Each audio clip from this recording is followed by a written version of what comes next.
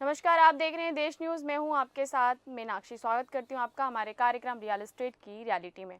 आज हम आपको अपने कार्यक्रम में बताएंगे कि वृंदावन जाकर बांके बिहारी जी के दर्शन करने वाले श्रद्धालुओं के लिए बड़ी खुशखबरी है। ऐसा हम इसलिए कह रहे हैं क्योंकि यमुना एक्सप्रेसवे को अब सीधा मंदिर से जोड़ने की तैयारी की जा रही है।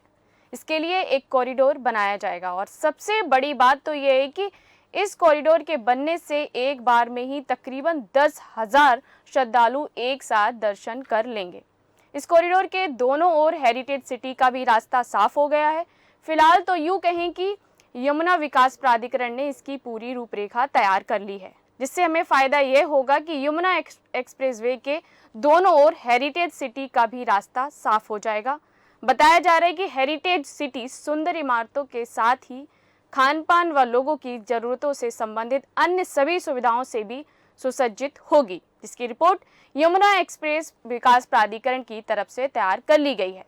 अब जब श्रद्धालु बढ़ेंगे तो क्षेत्र में पर्यटन विकास को भी रफ्तार मिलेगी।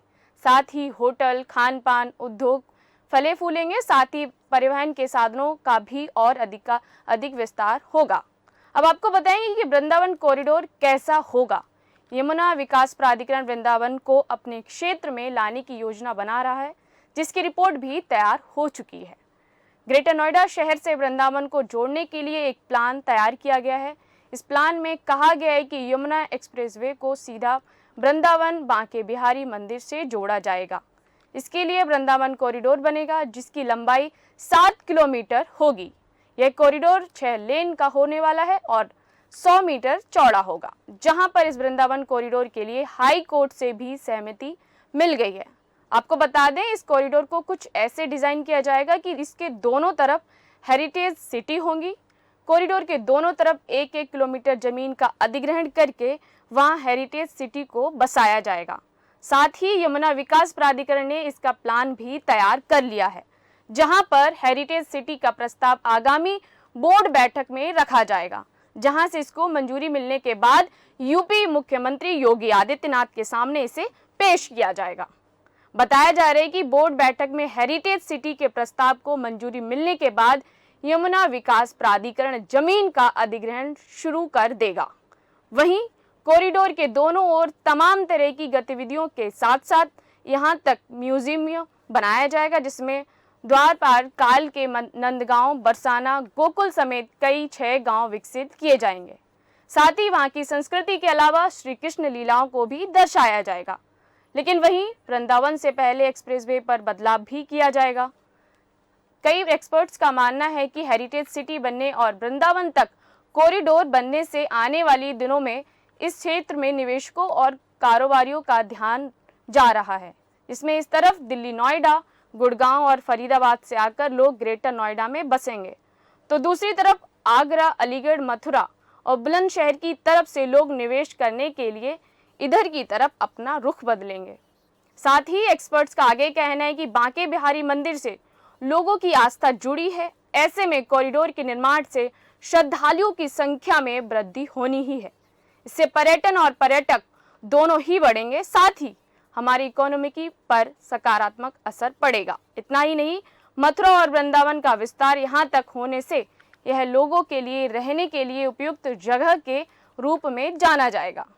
साथ ही साथ आने वाले समय में यहाँ प्रॉपर्टी की खरीद फरोख्त तेजी से बढ़ने वाली है। आपको बता दें, उत्तर प्रदेश की औद्योगिक और आर्थिक उन्नति के साथ ही उन्नत नागरिक सुविधाएं युक्त प्रदेश बनाने की दिशा में लगातार योगी सरकार जोर दे रही है। विशेष तौर से देखा जाए तो ग्रेटर नोएडा के विकास पर ग्रेटर नोएडा क्षेत्र फिलहाल देश समेत दुनिया के सबसे अच्छे निवेश गंतव्य के तौर पर उभर कर आ रहा है और जेवर एयरपोर्ट समेत यहाँ तमाम इंफ्रास्ट्रक्चर का तेजी से विकास हो रहा है। इसका मुख्य कारण यही है।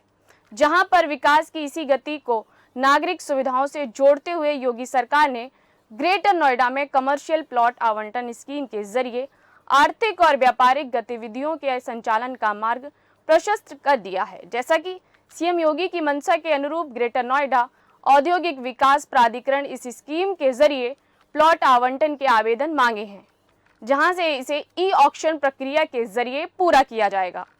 जानकारी है कि कमर्शियल प्लॉट स्कीम के तहत 2313.4 4/7 से लेकर 12,000 स्क्वायर मीटर तक के प्लॉट्स के आवंटन का मार्ग प्रशस्त होगा, जिससे क्षेत्र में विकास व नागरिक सुविधाओं के स्तर में वृद्धि होगी।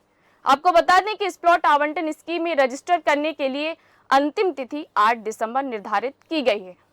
साथ ही स्टेट बैंक ऑफ इंडिया के ई टेंडरिंग पोर्टल के जरिए प्रक्रिया पूरी की जाएगी। बता दें, योगी सरकार का कहना है कि ग्रेटर नोएडा के जितने भी गांव हैं, सभी गांवों को डोर टू डोर सर्वे होगा। वहीं ग्रेटर नोएडा के गांव में औद्योगिक विकास प्राधिकरण डोर टू डोर सर्वे कराने की प्रक्रिया तैयार कर रहा है। प्राधिकरण द्वारा इस विषय में रिक्वेस्ट फॉर प्रपोजल माध्यम से लैंड ऑडिट और डोर टू डोर सर्वे कराने के लिए कंसल्टेंट एजेंसी को आबद्ध करने की प्रक्रिया शुरू कर दी है। हालांकि ग्रेटर नोएडा के गांवों में अभी ड्रोन एरियल सर्वे की तैयारी भी चल रही है। ऐसे में कंसल्टेंट एजेंसी न केवल इस सर्वे से प्राप्त आंकड़ों का संकलन करेगी, बल्कि डोर टू डोर सर्वे के लिए जरूरी प्रक्रिया को दर्शाएगा। बताया जा रहा है कि कार्य प्राप्त करने वाली कंसल्टेंट एजेंसी को 1 साल के कॉन्ट्रैक्ट पर रखा जाएगा, जिसे door to door information collection, boundary digitalization और सर्वे मैपिंग साथ ही साथ रिपोर्टिंग जैसे कार्यों को अंजाम देना होगा। रियल एस्टेट में एक बड़ी खबर यह भी कि अब उत्तर प्रदेश में आर्टिफिशियल इंटेलिजेंस और मशीन लर्निंग से लैस चकबंदी प्रक्रिया को किया जाएगा। वैसे तो हर क्षेत्र में एआई का भरपूर कहीं ना कहीं इसका प्रयोग किया जा रहा है, लेकिन अब यूपी सरकार भी उत्तर प्रदेश की उन्नति के लिए आधुनिक तकनीक का जरिया बनाकर कार्य कर रही है। योगी सरकार अब प्रदेश में चकबंदी प्रक्रियाओं को सरल, सुलभ और अत्याधुनिक बनाने की दिशा में बड़ा कदम उठाने जा रही है।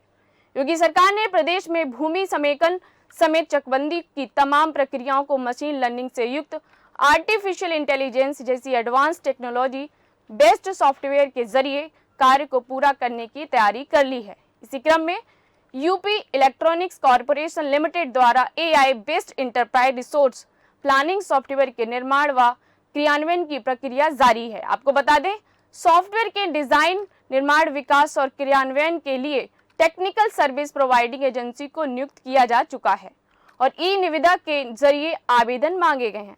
दरअसल टेक्निकल सर्विस प्रोवाइडिंग एजेंसी द्वारा चकबंदी से जुड़ी प्रक्रियाओं के सरलीकरण के लिए जिस सॉफ्टवेयर का निर्माण किया जा रहा है वह सैटेलाइट इमेज एक्सेस, रूरल सर्वे, DGPS, नाविक, ब्लॉकचेन डाटा एक्सेस जैसी कास्ट जनरेशन टेक्नोलॉजी से लैस होगा, जिसके लागू होने से चकबंदी प्रक्रिया के ऑटोमेशन, डिजिटलाइजेशन और वाद निस्तारण समेत सभी कार्यों की पूर्ति बिना किसी गलती के सरल तरीके से किया जा सकेगा।